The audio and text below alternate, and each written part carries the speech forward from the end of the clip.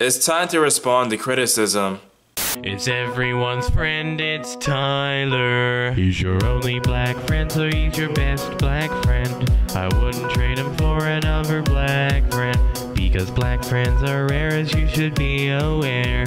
He smiles like Richard Pryor, so just sit and stare. It's everyone's friend, it's Tyler. It's everyone's friend, it's Tyler. Believe it or not, I'm actually a fallible human being, and because I'm so fallible, a healthy dose of criticism always helps in my way. The reason why I say this is because if you allow criticism to occur, people grow as people, and they actually attain much more knowledge as a result of criticism. So even if I feel as though that the criticism was actually pretty harsh, it still allows me to grow as a person as a result of it. Although my last video about Julius Caesar had plenty of likes, it also had plenty of dislikes as a result of the video being uploaded. Because of the dislikes, I want to address the criticism head on to address the problems that people had in the video. I'm not going to call this out because social justice faggots do this all the time.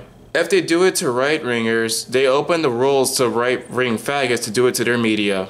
So let me get this straight. You're basically saying because the social justice crowd interrupt people, therefore it's justified to interrupt people and not call them out? That's pretty tribalistic. Let's say, for example, a Muslim goes to a church and the Muslim blows up the church. Is it then justified for the Christian to blow up the mosque? The eye for an eye mentality just does not work. It'll add more fuel to the violence for many political discourse. Although your opposition may be pretty bad, it's not wise to copy the tactics of your opposition.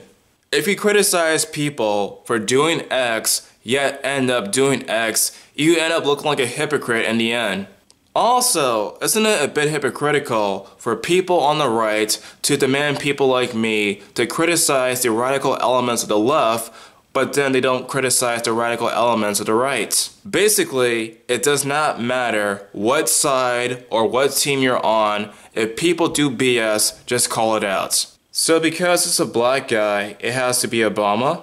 The thing about the contemporary versions of Julius Caesar is that they do not directly use the president's names. Although they did not refer to Donald Trump as Donald Trump, we already knew it was Donald Trump, and the same thing applies for Obama when he was in office. This is not the same as Black Lives Matter interrupting Milo. Actually, it's very similar. Very similar. They're both similar because both Milo Yiannopoulos and the Play People rented private property to host their events. Since they booked those events, they should not have to worry about people interrupting them. In other words, if you go to their event and interrupt them, you're basically just infringing upon their right to speak. As a person who's been in place before, I just cannot imagine the amount of frustration of a person interrupting the stage. This was made after the shootings of right-wing congressmen, at the depiction of Trump dead by the mainstream media, and in the context of the whole media being against Trump now. First of all, that whole entire Trump hate controversy was not calling for his assassination. Basically, that whole entire controversy comes down to edginess, not assassination attempts, just edginess. That whole entire controversy was just so funny because again, it displayed the hypocrisy of some people on the right. The reason why I say that is because so many right-wing personalities on Twitter try to get her fired or get her reported by Secret Service. Little do these people know that our laws actually protect her right to do that. If you look into our laws, it basically says that a person is not allowed to verbally threaten the president. In other words, that woman was protected under free speech, yet somehow the conservatives on Twitter actually did the opposite of trying to protect free speech. As far as it being too early because the media is hostile towards Trump, think about it this way. When Obama was in office for 8 years, he was constantly being compared to monkeys. Not to mention, like with Trump, many people on the far right compare Obama to Hitler. Despite the heavy criticism against Obama, the people at the play still proceed to use him. My main point is this: it's never too early or never too late to add Donald Trump to the play. There's a clear difference between an edgy art project and a play against assassination. If people cannot tell the difference between an edgy art project and an anti-assassination play, I honestly just have nothing to say. Okay, how about all the people who've been paying to see right-wing guests at universities, hotels, concert halls, and other virtues?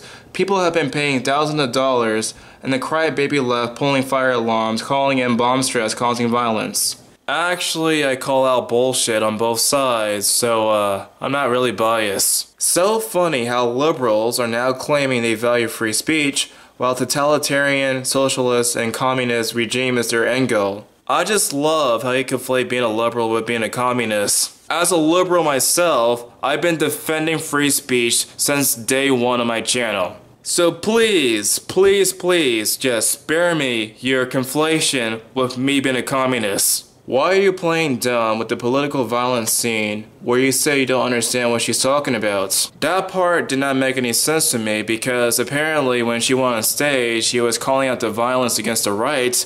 However, the play did not promote violence, and so that does not make any sense to me why she went on stage. This was just low, Tyler. You have a bone to pick with the rebel. It shows. Of course I fucking do, and for a very good reason. The reason why I have a bone to pick is because rebel media, through this action, has caused unnecessary controversy. The funny thing about this is that rebel media claims to be freaking journalists, yet when they pull shit like this, they're clearly not journalists. As a journalist, you're supposed to report the events as it happens, not create the news for the reports to happen. Apparently, hours before the interruption happened, rebel media created an entire website to actually free that reporter from getting jailed. Also on Twitter, this Jack guy made it seem as though that woman reporter was actually a victim. What happened was that he posted a picture with the actors and the reporter, however he made it seem as though that the actors were attacking her. In other words, rebel media is pretty hell-bent on painting themselves as the victim, even though they're clearly not victims. Not only that, but they're officially propaganda for pulling this kind of shit out. Anyway, those are my responses, and see you guys in the next video.